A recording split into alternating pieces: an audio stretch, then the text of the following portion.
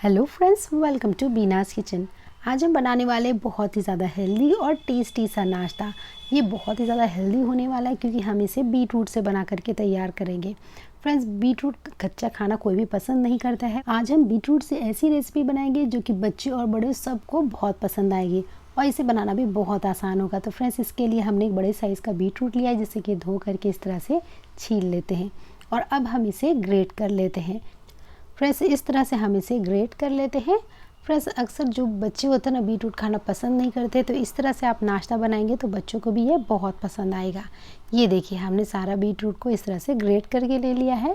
अब यहाँ पे हमने पैन में ऑयल को गर्म किया है, आधा छोटा चम्मच जीरा डाल दिया है, हरी मिर्च डाल लेते हैं, एक कटा हुआ प्याज डालेंगे और इसे हल्का भून लेते हैं। गोल्डन ब्राउन नहीं करना है, बस प्याज का कच्चापन यहाँ ख़त्म हो गया है, बस इतना ही हमें इसे पकाना है। अब हमने जो ग्रेट करके बीट रूट रखा था ना, उसे हम इसमें डाल लेते हैं। फ्रेंड्स, इस तरह से बीट रूट खाएंगे तो बहुत ही ज़्यादा आपका हेल्थ में बेनिफिट मिलेगा। और जो बीट रूट होता है ना फ्रेंड्स, बहुत ही ज़्यादा हेल्दी होता है और ये हमारे खून को भी बढ़ाता है, हीमोग्लोबिन के लेवल को बढ़ाता है। तो आप ज़रूर से इसे अपने डाइट में यूज़ करें। तो ये देखिए, यहाँ पे हमने इसे 2 से 3 मिनट के लिए भून लिया है अच्छी तरह से।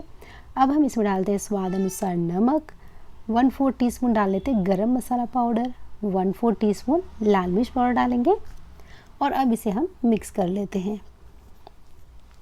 इसे हमें थोड़ा पका लेना है क्योंकि बीट रूट में काफ़ी ज़्यादा मॉइस्चर है, तो ये मॉइस्चर जो है थोड़ा कम हो जाएगा इस तरह से।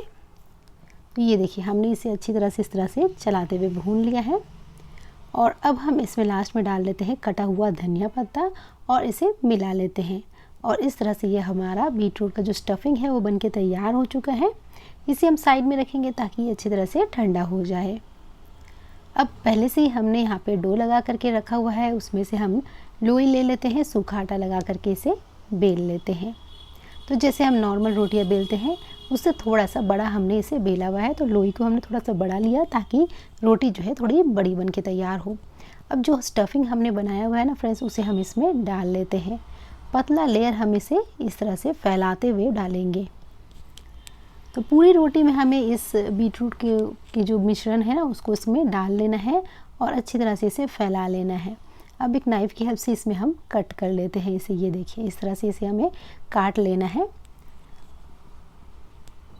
फ्रेंड्स, इस नाश्ते को ना आप सुबह के नाश्ते में बना के खा सकते हैं, लंच बॉक्स में भी लेके जा सकते हैं। फ्रेंड्स, जब भी आपको कमज़ोरी सी लग रही हो, चक्कर सा हो रहा हो, तो इस तरह से बीट रूट का नाश्ता बना करके खाएं। बीट रूट की अलग अलग रेसिपीज़ बना करके खाएं। बीट रूट से आपका जो कमज़ोरी ना वो भी ख़त्म हो जाता है। ये देखिए, इस तरह से अब हम इसे रोल करते जाएंगे। तो यहाँ पे आप देख सकते हैं 4 हमने इस रोटी में कट लगाए हुए और 2 इस लेयर्स को हम इस तरह से गोल गोल इस तरह से घुमाते हुए इसके इस तरह से रोल बना लेते हैं। ये देखिए, बिल्कुल आसानी से ये बन के तैयार हो जाता है।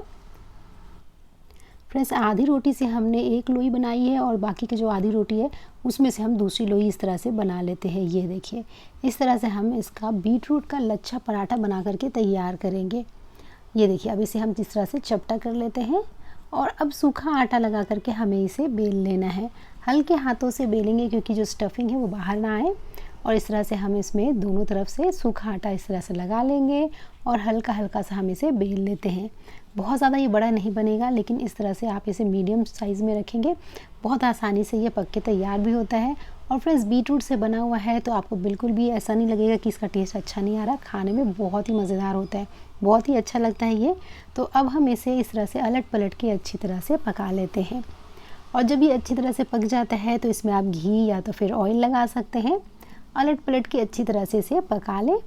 तो ये देख सकते हैं फ्रेंड्स, ये हमारा बीट रूट का लच्छा पराठा बनके तैयार है और खाने में बहुत ज़्यादा टेस्टी होता है। फ्रेंड्स, आप ज़रूर से ट्राई कीजिए। इसे आप दही के साथ खा सकते हैं, अचार के साथ, या तो फिर आप इसे चटनी के साथ भी सर्व कर सकते हैं। ये देखिए, बनके तैयार है हमारा ये एक लच्छा पराठा। दूसरा भी इसी तरह से बना के तैयार कर लेते हैं। तो फ्रेंड्स, जब भी आपको बीट रूट किसी तरह से खाना हो लेकिन कच्चा खाना पसंद नहीं आता हो, तो इस तरह से अलग अलग रेसिपीज़ बनाई। मैंने पहले भी चैनल पे बीट रूट का लड्डू बनाया हुआ है, हलवा बनाया हुआ है और अलग अलग तरीके से पराठे बनाए हुए हैं, तो आप चाहे तो उसको भी ट्राई कर सकते हैं। तो ये देखिए फ्रेंड्स, हमने बाकी भी बना करके तैयार कर लिया। इस तरह से ये हमारा बीट रूट का लच्छा पराठा बनके तैयार हो चुका है। तो कैसी लगी आपको ये रेसिपी? अगर आपको ये रेसिपी अच्छी लगी हो तो लाइक और शेयर करें, चैनल को सब्सक्राइब करके घंटी का बटन ज़रूर दबाएं। मिलते हैं नेक्स्ट वीडियो पे किसी नई रेसिपी के साथ। Till then bye bye.